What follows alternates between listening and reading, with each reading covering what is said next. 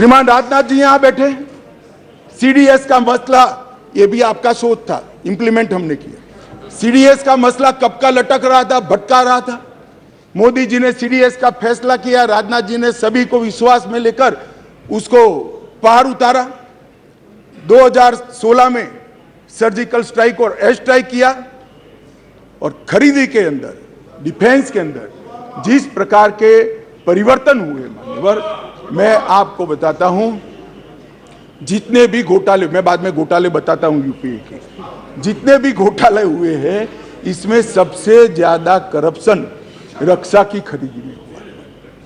मगर मोदी जी के नेतृत्व में हमारे रक्षा मंत्री जी ने 4100 आइटमों को इंपोर्ट की नेगेटिव लिस्ट में डालकर यहां उत्पादन किया। और आत्मनिर्भर भारत की रचना कैसी होती है, इसकी नींव कैसे डाली जा सकती है, डिफेंस जैसे अति टेक्नोलॉजी वाले और स्पर्धात्मक क्षेत्र में इसको कर नरेंद्र मोदी जी ने आज भारत का रक्षा उत्पादन न केवल भारत, कई देशों के लिए आकर्षण का केंद्र बना है, और भारत एक रक्षा के उत्पादन का प्रमुख केंद्र बना है। उत्तर प्रदेश और तमिलनाडु के अंदर 2 डिफेंस कॉरिडोर बनाए गए मान्यवर, और 22-23 में 16,000 करोड़ से ज्यादा का निकास किया गया, निर्यात किया गया। ये आंकड़ा लाखों करोड़ों में जाने वाला है मान्यवर।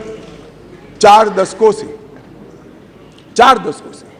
श्रीमती इंदिरा गांधी जी प्रधानमंत्री थी, तब से देश का सेना का जवान, चाहे सर्विंग हो चाहे रिटायर्ड हो, वो 1 पेंशन 1 रैंक 1 पेंशन की मांग करता है। सब भागते थे।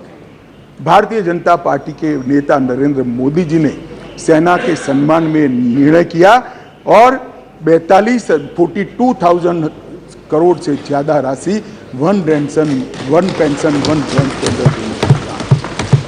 मान्यवर, दुनिया में अस्थिरता बढ़ी, चाहे यूक्रेन हो, यमन हो, चाहे कोरोना में दुनिया भर में बसते हुए हमारे भारतीय हो, 90 से ज्यादा यूक्रेन से उड़ाने कर दोनों राष्ट्राध्यक्षों से बात कर 3 दिन तक युद्ध बंद कर 23,000 भारतीयों को घर पे लाने का काम नरेंद्र मोदी से।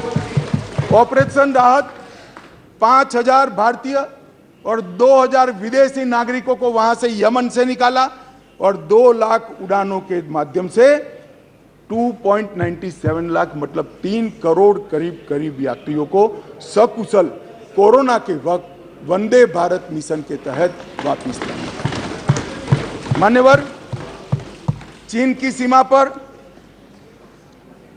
हमारी आर्टिलरी न पहुंचे ऐसी स्थिति थी, रोड ही नहीं बनाए थे, नक्शा ही देखते रहते थे। नरेंद्र मोदी जी और राजनाथ जी की टुकड़ी ने सीमा के अंतिम गांव तक, भारत के प्रथम गांव में रोड पहुंचाने का, वाइब्रेंट विलेज के माध्यम से गांव खाली न हो, इसकी चिंता मान्यवर नरेंद्र मोदी जी ने की।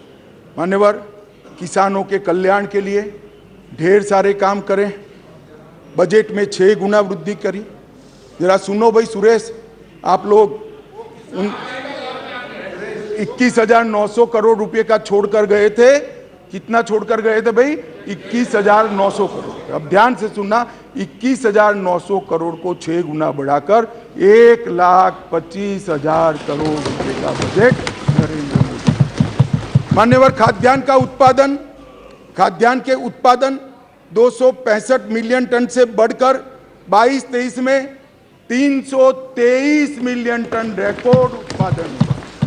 प्रधानमंत्री किसान सम्मान योजना में आगे बात कर चुका हूं, 14 करोड़ लोगों को 6,000 रुपया, 2,41,000 करोड़ रुपया।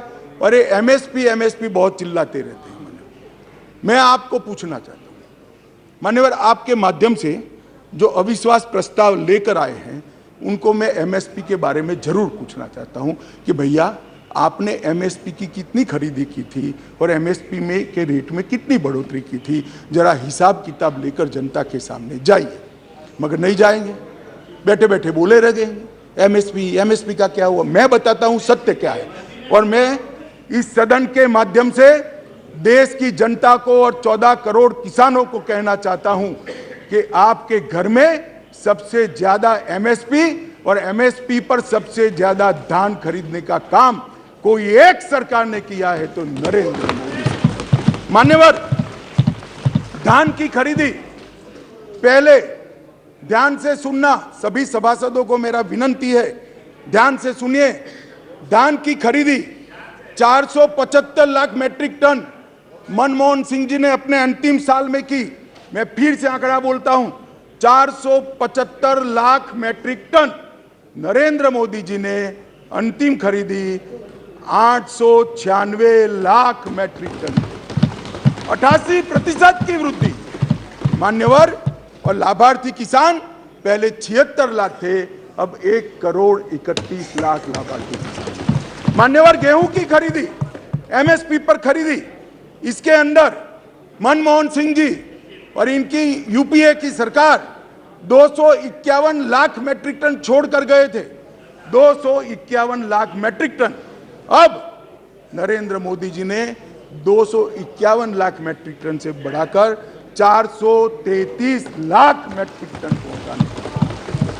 और पहले गेहूं 20 लाख किसानों का खरीदा जाता था, अब गेहूं 43 लाख 43 लाख किसानों का खरीदा जाता है। मान्यवर, मोदी जी ने कहा कि किसानों की आय दोगुनी करेंगे। हमारा मखौल उड़ाते थे, अभी भी उड़ाते हैं, शायद 5 साल बाद भी उड़ाएंगे। समझ नहीं पड़ी है। मान्यवर, हम कहते थे कि हम किसानों का आय 2 गुना करेंगे, हमारा मजाक उड़ाया जाता। अब मैं बताता हूं मान्यवर, मोदी जी ने निर्णय कर दिया कि किसान की आय से, मतलब खर्च से, लागत से 50% कम से कम एमएसपी रखेंगे। ये बहुत बड़ा ऐतिहासिक किसान हिस्से से निर्णय है।